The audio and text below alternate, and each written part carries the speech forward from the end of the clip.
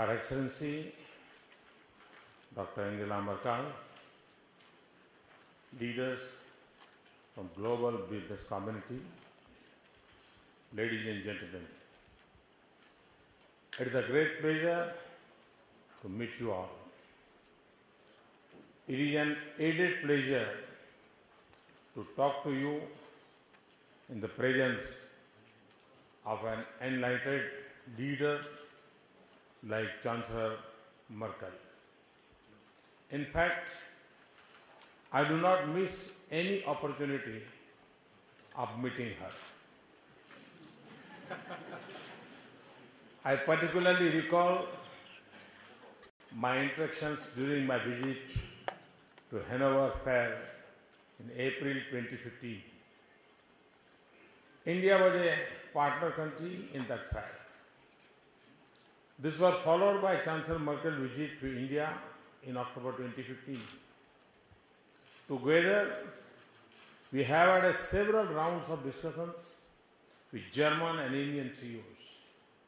Today again, I can see a lot of energy and enthusiasm in this hour.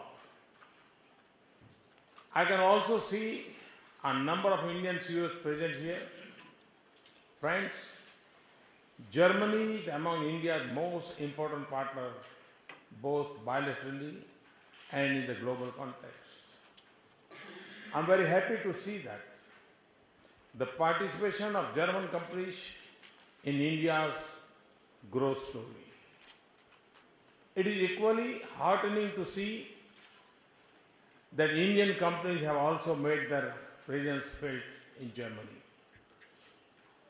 Germany ranks 7th among foreign investor countries in India. Major sectors attracting FDI inflows from Germany are engineering, chemicals, and services. About 600 Indo-German joint ventures are presently operating in India. They provide employment to around 200,000 people. However, there is huge potential in India-Germany economic collaboration. Our economic partnership is still below its full potential. To enhance this, we in India are ready with open arms to welcome German companies. With a view to help the German companies, we have put in place a fast-track mechanism. A number of issues have already been resolved through this fast-track mechanism. We are doing it sincerely because we value German partnership a lot. Friends, we are on the path of making India a global manufacturing hub. Already a good economic system exists in India for manufacturing. India already offers a globally cost-competitive manufacturing ecosystem, a vast group of skilled professionals with knowledge and energy, world-class engineering education base and strong R&D facilities, rise in GDP and purchasing power creating further growth in the domestic market, one of the most liberal FDI policy regime in the world, government's focus on easing the business environment further. Due to these strengths, as said by UNIDO, India is already the 6th largest manufacturing nation in the world. To make it better, we are working hard on various enablers.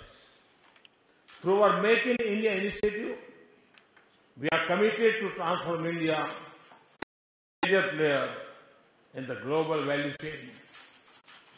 Prime motive is creation of jobs and narrowing the gap between affluent and lower sections of society. Make in India has already created a strong impact.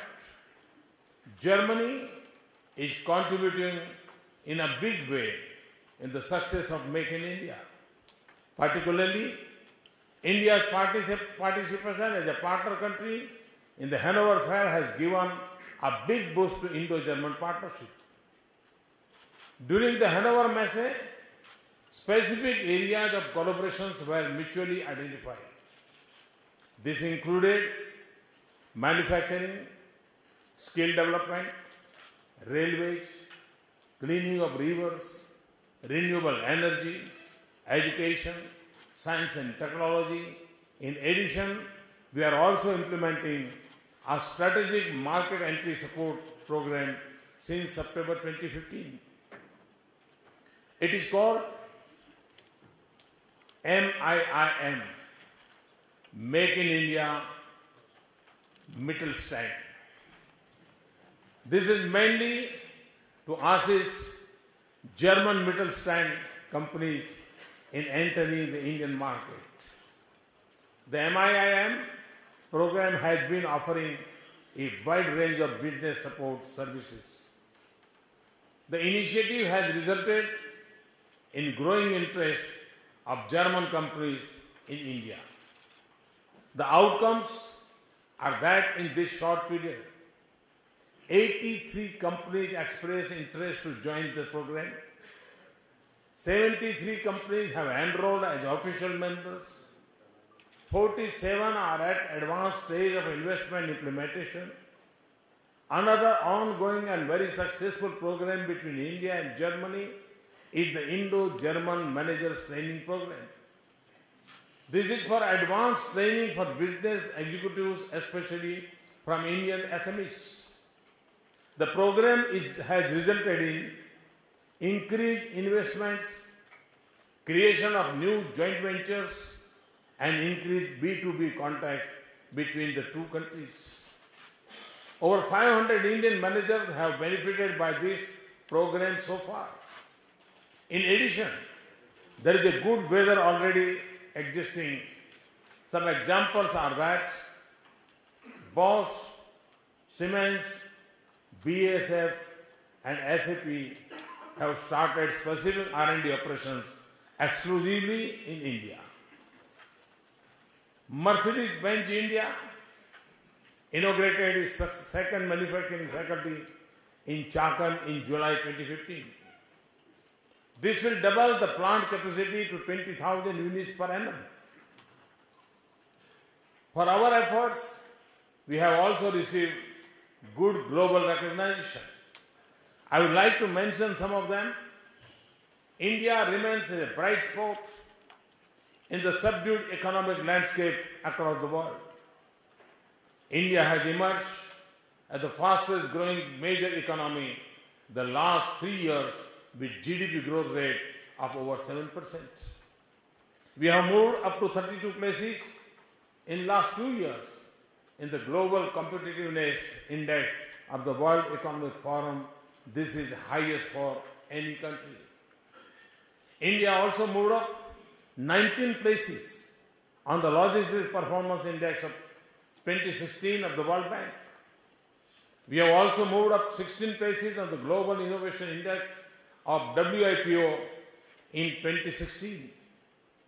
We are third among the top 10 FDI destinations listed by UNCTAD. These are just few examples. Our emphasis has been on reducing government and enhancing governance. I would give some examples. We are moving fast towards becoming a digital economy. GST is among the most historic reform India has ever done, and it is going to be implemented from the next month. In the last 2 years, we have moved towards a low tax regime both on personal as well as corporate side.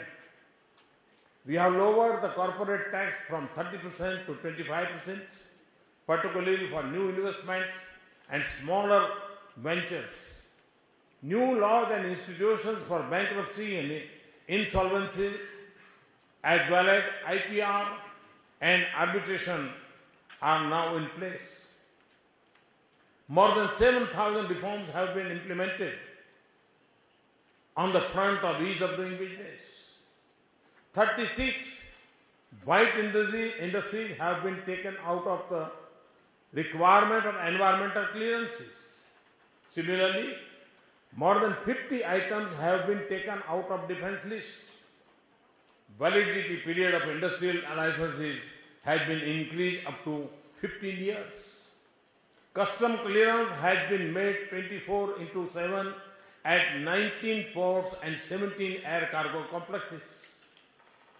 Incorporating a company along with allotment of DIN number, PAN number, TAN number, and the CIN number is now just one-day affair. Power connection is provided within a time frame of 15 days. India's ranking is now up by 111 places on getting electricity parameter of World Bank. We have examples are in addition to thousands of reforms done by the states. Along with the federal government, the states have also taken keen interest in implementing such reforms. I'll give you some examples. Here, I'm mentioning about some states, but due to a sense of competition, the trend of reform is spreading fast to all the states. Reforms include 100% implementation of single window system for payments and approvals in 16 states. 100% implementation of e-filing of the tax returns in 13 states. Automated online building plan approval in 13 states. E-filing system for commercial disputes have been implemented in 11 states. Specialized commercial courts have been established in district level in 13 states. Friends, now India has one of the most liberal FDI policy regime in the world. More than 90% of the foreign investment flows are under automatic route. Last week, we formally decided to abolish the Foreign Investment Promotion Board, which was made in 1990s to examine the FDI proposals. The idea is to expand the engagement of overseas investors in the Indian economy. Due to this approach, our FDI outlook has been ranked highly positive by various international agencies. There has also been huge growth in FDI inflows in the last 3 years and had now reached to $60 billion in 2016-17. Friends, India is a big country. Hence, nothing is enough when it comes to development. We have many dreams, and the dreams are big. But we have short timeline, and this is your opportunity. The opportunity ranges from building millions of houses to setting up thousands of smart cities. Modernizations of railway networks and stations to setting up of a high-speed rail corridors. Generation of renewable energy to construction of transmission and distribution network. In addition, there is an ever-growing need for national highways, bridges, and mass urban transportation systems, schools, hospitals, and skill training institutions. We are trying to empower our people to realize this potential through our campaigns like Digital India and Skill India. To tap the youth energy fully, we have launched the Startup India and Stand Up India campaigns. Chancellor Merkel and friends, when I spoke in April 2015, our processes of reforms had just started. Now I can safely say that we have completed sizable part of it. However, we are committed to do more and more in a faster and a better manner. I strongly believe that we should create institutional networks to understand and advocate such reforms. This is necessary to leverage the underlying economic potential of our two countries. At the end, I invite more and more German colleagues and companies to India. Our direction, desire and dreams create tremendous business opportunity. Never before India was so much ready for business. We are on a take-off stage. Moreover, our domestic values and allied judicial system will ensure the safety of your investments. I assure you that we will work hard and we will work hand in hand with you to make your efforts successful. Thank you. Thank you very much. Thanks a lot.